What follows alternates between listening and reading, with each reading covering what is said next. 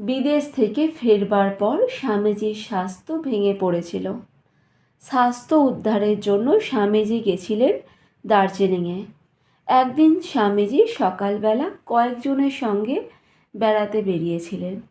কাছেই একটা ভুটিয়া স্ত্রীলোক পিঠে খুব ভারী একটা বোঝা নিয়ে অতি কষ্টে পথ চলছে। স্বামীজি এক দৃষ্টে তাকে দেখছেন। স্ত্রী লোকটি পথ চলার কষ্ট তিনি যেন মর্মে মর্মে অনুভব করছেন। হঠাৎ স্ত্রী লোকটি হোঁচট খেয়ে বোঝা শুদ্ধ পড়ে গেল। পাঁজরে তার প্রচণ্ড আঘাত লাগল। স্বামীজিও সঙ্গে সঙ্গে পাঁজরে নিদারুণ আঘাত বোধ করলেন। থমকে দাঁড়ালেন তিনি। একটু পরে বলে উঠলেন, বড্ড ব্যথা লেগেছে, আর যেতে পারছি না। সঙ্গীরা জিজ্ঞাসা করল, স্বামীজি কোথায় ব্যথা লেগেছে? তিনি তার পাঁজরের কাজটা দেখিয়ে বললেন, এইখানে। দেখিসনি ওই স্ত্রী লোকটির লেগেছে?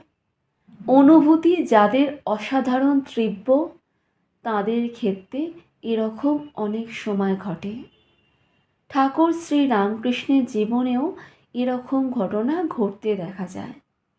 মাঝ গঙ্গায় এক মাঝি ঝগড়া করতে করতে আর এক মাঝির পিঠে প্রচণ্ড এক চড় মেরে বসলেন।